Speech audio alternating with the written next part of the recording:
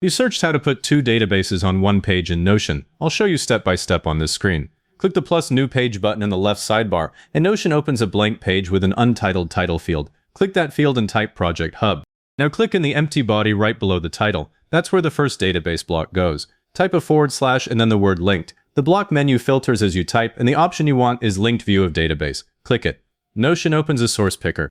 This lists every database you have access to in this workspace. I'm going to pick Client Projects first because I want that on the left side of the final page. Use the picker's search box if your workspace has a lot of databases. I would not choose Create New Database here for a dashboard because an inline database gets stuck on this page and is harder to reuse. A linked view stays connected to the original. Click Client Projects and Notion drops a table view of that database onto the page. There may be a quick loading spinner while the rows come in. Once the table settles, click just below it so the next block area gets a blue line. Type a / and then linked again. Click Linked View of Database the same way. The source picker opens a second time, and this time I'm choosing Invoices. If you do not see the database you want in that list, it is either not shared with you or it has not been created yet. That's the most common stall point right here. Click Invoices, and the second database drops in directly below the first. Now you have two separate databases on one page, and each one still syncs back to its original source. No copied rows, no import. Hover over the left edge of the second database until the drag handle appears.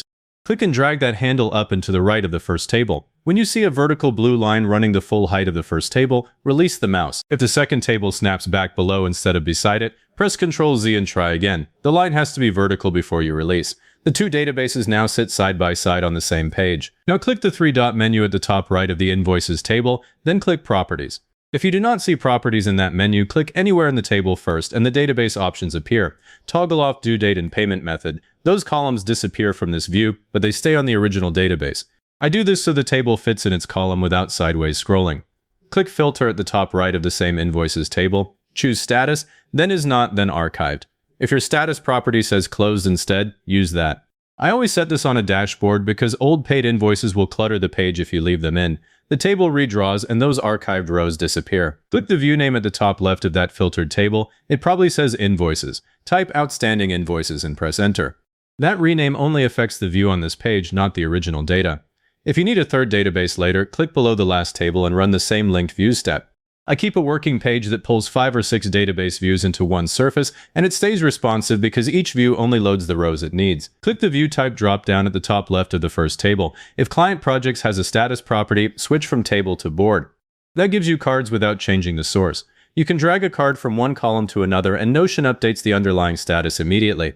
The board columns come from the status property, and you can hide empty columns by clicking the three-dot menu and unchecking them.